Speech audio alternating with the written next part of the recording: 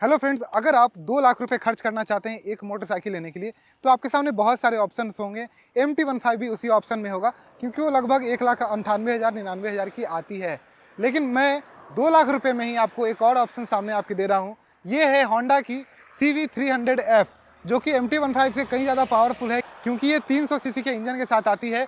इसमें बहुत सारी ऐसी चीज़ें हैं जो MT-15 से कई ज़्यादा बेहतर है। तो आइए मैं आपको बताता हूँ इसके बारे में डिटेल में, और आपको इस वीडियो देखने के बाद कंफर्म हो जाएंगे कि 2 लाख रुपए खर्च करके आपको MT लेना है या फिर 2 लाख रुपए खर्च करके एक 300 सीसी की मोटरसाइकिल लेनी है जिसमें ये सारे फीचर्स आते हैं। तो आइए हम शुरुआत करते हैं इसके फ्रंट से। तो सबसे पहले आप देखिएगा तो इसमें आपको LED हेडलैम्प आपको यहाँ पे देखने को मिलेगा। ये हेडलैम्प ठीक है, इसमें हम ज़्यादा यहाँ कंपेयर नहीं करेंगे, मुझे ठीक लगता है। आगे हम बढ़ते हैं थोड़ा, तो यहाँ पे जैसे हम देखेंगे तो यहाँ पे आपको मिलता है जो टायर का सेक्शन है वो आपको काफ़ी अच्छा देखने को मिलेगा, जो कि 110 सेक्शन का है। रेवजेड का टायर है, यानी कि रेडियल ट्यूबलेस टायर्स आपको देखने को मिलेंगे। अलॉय है, डिस्क ब्रेक आपको काफ़ी अच्छा देखने को मिलता है। ABS का सपोर्ट आपको दोनों व्हील में मिल जाता है, जो कि डुअल चैनल ABS आपको यहाँ पे मिलता है। तो ये सारी चीज़ें MT-15 में भी सेम मैच करेगी। अपसाइड डाउन फॉक्स आपको यहाँ पे सेम मैच करेंगे, लेकिन क्योंकि अपसाइड डाउन फॉक्स के बाद जो आता है बात, वो आता है बॉडी वेट की।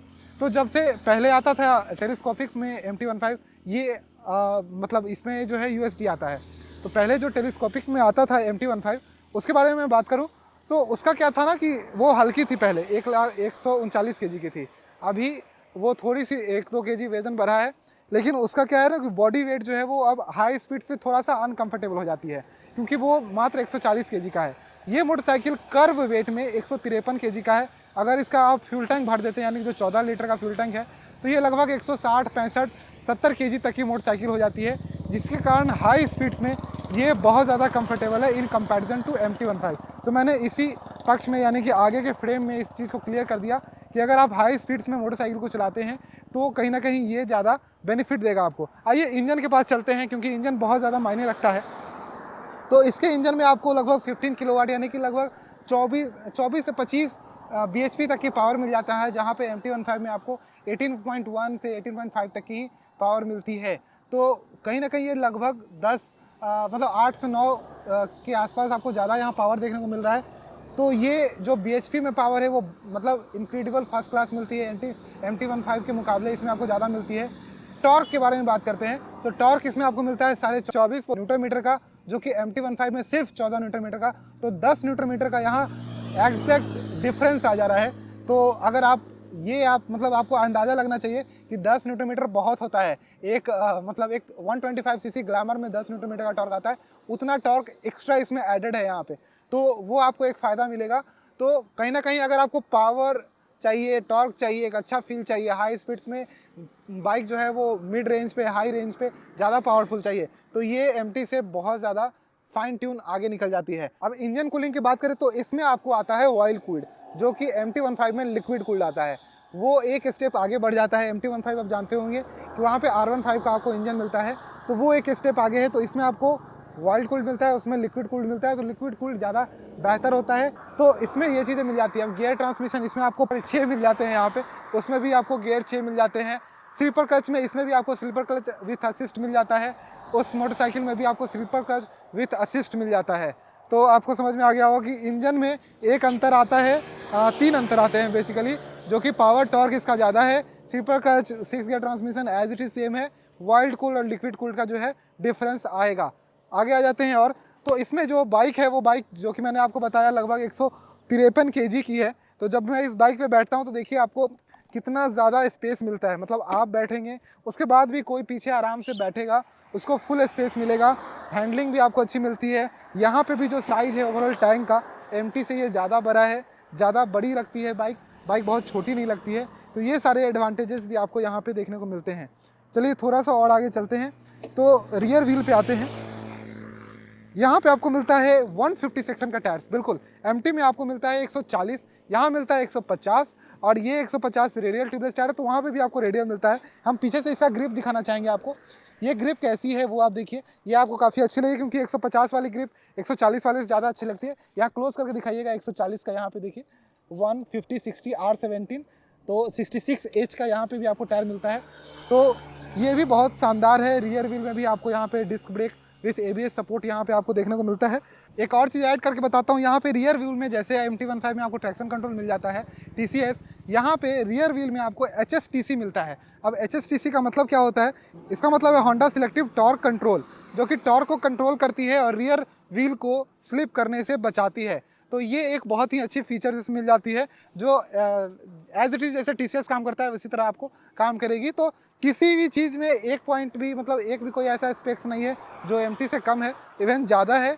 और ये बाइक भी उससे कई ज़्यादा पावरफुल है। मैंने टॉर्क में न्यूटन मीटर थोड़ा कम ही बोल दिया है, ये 25.6 न्यूटन मीटर, यानी कि मैंने 24 बोला था लेकिन ये 25.6 न्यूटन मीटर का टॉर्क बनाती है। तो ये सारी चीज़ें अच्छी है। ये बाइक चली हुई है, काफ़ी रनिंग की हुई बाइक है, तो इसको मैं अभी चलाकर भी आपको समझाने वाला हूँ कि चलने में कैसी है, MT-15 के कंपैरिजन में कैसी है। तो ये सभी चीज़ें बताऊँगा। आपका सबसे ज़्यादा कंसर्न क्या रहता है ना, कि सीट जो है MT-15 में नहीं मिलता है। तो मैंने आपको पहले भी बताया हुआ है कि MT-15 एक लो वेट बाइक है, मतलब कि उसका वज़न कम है, ठीक है। अब वज़न कम होने के कारण क्या होता है, जब बॉडी वेट आगे ज़्यादा होता है, पीछे एकदम नहीं होता है, और अगर आप पीछे किसी आदमी को बैठा देते हैं तो बाइक थोड़ी सी झूलने लगती है। तो ये चीज़ हमने बहुत पहले, जब आप अगर पुराने राइडर होंगे तो आपने कभी पुरानी वाली प्लेटिना चलाई होगी, तो उसका सीट ज़्यादा जब पीछे लंबा था और बॉडी वेट क्योंकि उसका कम था, तो वो पीछे से बाइक झूलती थी। उसी तरह बड़े सेगमेंट की बाइक्स में भी यही चीज़ होता है, जिसके कारण रियर सीट जो है वो छोटा छोटा दिया जाता है ताकि हाई स्पीड में स्टेबिलिटी बनी रहे। लेकिन इस बाइक का क्योंकि वज़न ज़्यादा है, इसके कारण इसका हाई स्पीड स्टेबिलिटी बनी रहेगी, कोई दिक्कत नहीं होगा। इसमें आपको लॉन्ग सीट भी मिल जाती है, तब भी कोई दिक्कत नहीं होगा। मैं आपको डिटेल में बताता हूँ इस मोटरसाइकिल का राइड एक्सपीरियंस। मेरी हाइट 5.7 के आसपास है और सीट हाइट इसका काफ़ी कंफर्टेबल आपको मिलेगा, साइड स्टैंड सेंसर भी मिल जाता है। और एक चीज़ और मैं आपको दिखाना चाहूँगा बिफोर द राइड, कि इसमें आपको टाइप C चार्जिंग पोर्ट मिलता है। बिल्कुल यहाँ पे आप देख रहे होंगे अगर ध्यान से, तो टाइप C है ये अभी तक का मुझे सबसे अच्छा लगा। सभी तो बस USB पोर्ट दे रहे हैं। चलिए मैं चलाता हूँ, क्योंकि हेलमेट में हमारी सांस फूलने लगती है। तो कहीं ना कहीं जो मैंने आपको बताया कि जो MT है और ये मोटरसाइकिल है, दोनों में बहुत अंतर है, बहुत ज़्यादा अंतर। तो ये देखिए 110 130 बहुत जल्दी पहुंच जाती है। वहीं अगर हम बात करें MT-15 की, तो वहाँ पे इस स्पीड को कवर करने में, पकड़ने में एक समय लगता है, मतलब इसके मुकाबले तो काफ़ी समय लगता है। तो ये डिफरेंस आएगा, आप जो मैंने आपको बताया कि 150 सीसी में और 300 सीसी, यानी कि 293 सीसी के आसपास का ये इंजन है, इसमें ये एक बहुत बड़ा अंतर है। इसको अगर आप चलाते हैं तो 70-80 की स्पीड में, जैसे कि अभी आप देख रहे हैं मैं क्रूज़ कर रहा हूँ, इस स्पीड में क्रूज़ करना इस मोटरसाइकिल में MT के मुकाबले काफ़ी ईजी महसूस होता है, हल्का महसूस होता है, जो कि उसमें थोड़ा सा लगेगा कि उसके इंजन को आप ज़्यादा रेव कर रहे हैं, क्योंकि वो छोटे इंजन है और उसके पिस्टन्स अभी के मुकाबले, जैसे ये मान लीजिए लगभग 4000 RPM पे 80 के स्पीड में चल रही है, वो 6-7 हज़ार RPM पे 80 के स्पीड में चलेगी। तो ये एक बड़ा डिफरेंस आता है, जिसके कारण आपको इंजन वाइज भी वहाँ पे थोड़ा ज़्यादा लगेगा अगर आप 80-90 की स्पीड में उस मोटरसाइकिल को चलाएंगे तब। जैसा कि मैंने आपको बताया, ये बाइक एक अच्छी वेट की बाइक है। तो ट्रैफिक में हैंडलिंग कैसी है उसके बारे में बात करें तो मैं अभी काफ़ी ट्रैफिक में चला रहा हूँ। आज चैती छठ है, तो बिहार में काफ़ी ज़्यादा यहाँ पे अभी भीड़ लगा हुआ है, क्योंकि मरीन ड्राइव है, यहाँ किनारे नदी है थोड़ी सी दूर पे, तो उसके कारण बहुत यहाँ पे भीड़ लगा हुआ है। तो आप देख रहे हैं कि मुझे, मतलब मैं अपना आपको एक्सपीरियंस बता रहा हूँ कि यहाँ मुझे कुछ खास यहाँ दिक्कत यहाँ नहीं महसूस हो रही है।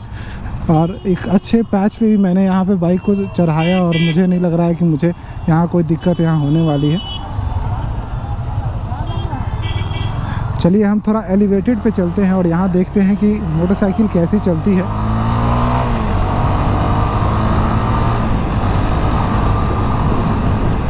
और जैसा कि मैंने आपको बताया, इस मोटरसाइकिल में काफ़ी ज़्यादा पावर महसूस होता है मुझे। आपने अगर पहले MT-15 चलाई होगी तो मैं आपको रेकमेंड करूँगा कि एक बार आप इस बाइक को भी ट्राई करें।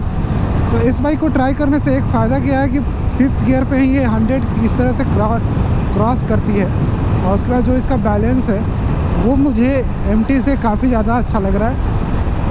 टॉप स्पीड तो अभी हम यहाँ पे चेक नहीं करेंगे। अगर आप सोच रहे हैं कि टॉप स्पीड चेक करेगा तुमको, क्योंकि इस फ्लाईओवर पे बहुत ज़्यादा बम्प्स हैं, जिसके कारण बाइक जो है वो थोड़े हवा में उड़ने लगती है। मैं ये टेस्ट कर रहा हूँ यहाँ पे कि ये बाइक उसके मुकाबले क्या सेम इंजन वाइज। हाँ, एक चीज़ यहाँ पे आप नोटिस करिएगा, इस बाइक के वाइब्रेशंस में अगर हम देखें तो लगभग 90 के स्पीड में मैं हूँ। बाइक मुझे इतना भी वाइब्रेशन नहीं दे रही है कि मैं इससे परेशान हो जाऊँ। बिल्कुल हल्की सी है, जो कि मैं मतलब इसके साथ मैं काफ़ी कंफर्टेबल हूँ, मुझे कोई दिक्कत नहीं है। थोड़ा सा अगर मैं इसको मतलब स्पीड में भी चलाता हूँ तो 110-120 जाने में इसको ज़्यादा समय यहाँ पे नहीं लगता है।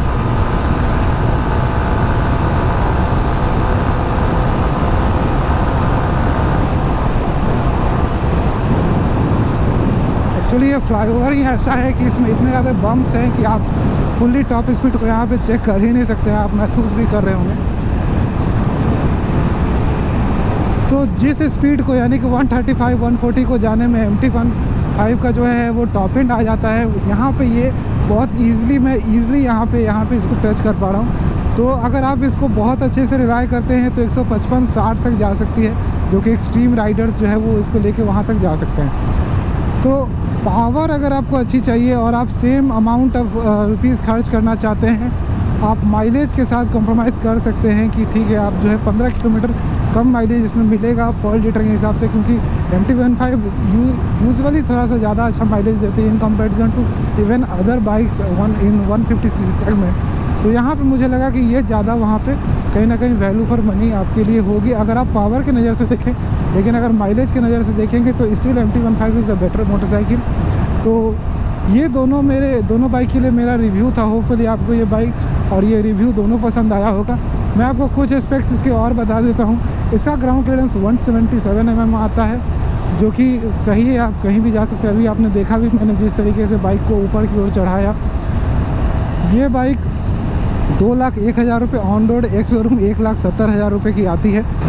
तो मैं आपके ओपिनियंस जाना पसंद करूंगा। तो आप भी अगर इस मोटरसाइकिल को टेस्ट राइड लेके देखना चाहते हैं तो मैं contact number, address, detail description में दे रहा हूँ। बिग विंग पटना सर्च करें, वहाँ जाइए, सारे टेस्ट राइड की व्हीकल्स और बाइक जो है वहाँ पे अवेलेबल है। आप उसमें से कोई टेस्ट कीजिए, खुद भी चलाइए, मुझे भी बताइए कमेंट में कि आपको होंडा की ये मोटरसाइकिल या फिर होंडा की CB300R या फिर ये CB300F दोनों ही मोटरसाइकिल चलाने में कैसी लगती है। मुझे 300cc में ये मोटरसाइकिल काफ़ी अच्छी लगती है। थोड़ी अंडररेटेड है, लोगों को जानकारी नहीं है, नहीं तो ये 26 न्यूटन तक की टॉर्क लगभग देने वाली मोटरसाइकिल मुझे ये काफ़ी पसंद आती है, 2 लाख रुपए में खासकर। तो होपफुली आपको वीडियो पसंद आई होगी। Thank you, bye bye.